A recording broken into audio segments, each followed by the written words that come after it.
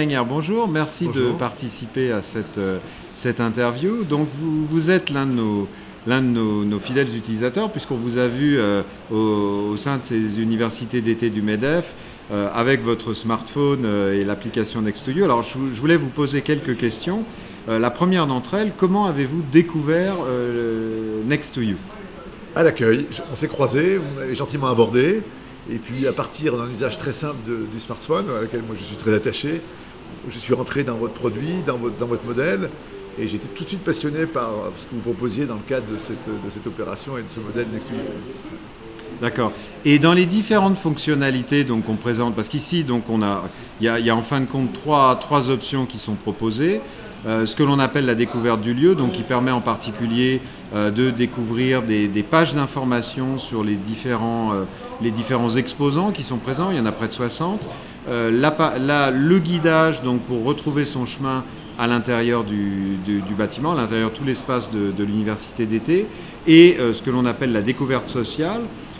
Parmi ces trois options, quelle est votre favorite? C'est la découverte sociale, bien évidemment, parce que justement, c'est un moyen qui prolonge l'esprit du smartphone pour rencontrer très rapidement des gens, sans forcément les voir physiquement au départ, oui. Et sachant qu'ils sont proches, on peut rapidement les contacter et donc gagner du temps et surtout voir des gens qu'on ne verrait pas, parce qu'on peut se croiser dans des allées, dans ce genre de manifestations, sans réellement se rencontrer. Sachant que ces manifestations ont toujours un double intérêt, à la fois par les conférences qui s'y produisent, mais aussi par les contacts qu'on a. Donc cette application me paraît très intéressante. Et elle serait très intéressante si justement on pouvait aussi la mettre en œuvre dans des congrès beaucoup plus importants, où la difficulté de rencontre est encore plus complexe, parce que il y a beaucoup de monde, parce qu'on se croise sans vraiment se rencontrer. Donc voilà, moi j'ai en septembre un congrès à Montpellier avec l'Union sociale pour l'habitat, qui est donc le secteur dans lequel je travaille, et ce serait intéressant qu'effectivement vous puissiez être présent.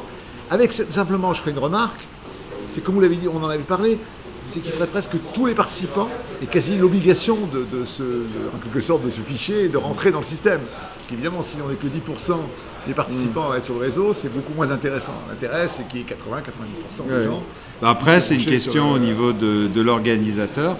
C'est vrai qu'actuellement, c'est un procédé qui se développe progressivement. Donc aujourd'hui, les organisateurs d'événements ont une attitude, disons, un petit peu de présenter cela, disons, d'une approche sans rien imposer. Mais par exemple, à l'intérieur d'une fédération ou d'un groupement, voilà. Là, c'est possible d'inciter les membres. Et je crois que dans les congrès professionnels, c'est à mon avis tout à fait faisable.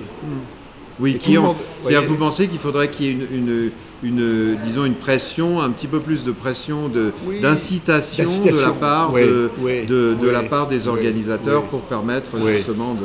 Et je pense que les gens joueraient le jeu, parce que je vous dis, on va tous, moi ça fait quelques années que je vais dans ces congrès, on recherche des contacts, on recherche, et voilà, et on trouve des collègues qu'on n'a pas vus depuis longtemps, avec qui on a envie d'échanger ou de partager telle chose.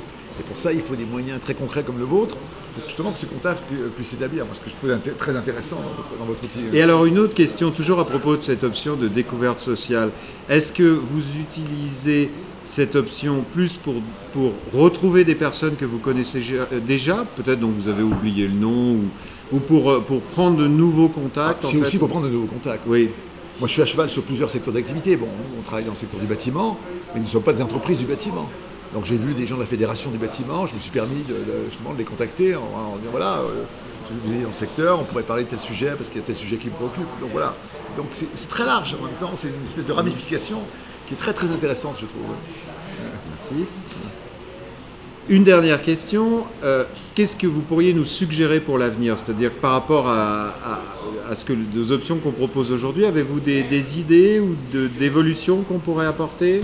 Non, je crois que l'important c'est de faire mûrir ce produit et de le faire vivre, effectivement, et de le sortir un petit peu, je me permets, de sa marginalité, quoi. Vous voyez, d'où l'intérêt, effectivement, sinon de le rendre obligatoire, en tout cas d'essayer de le généraliser le plus possible pour que cet échange puisse vraiment être productif, quoi.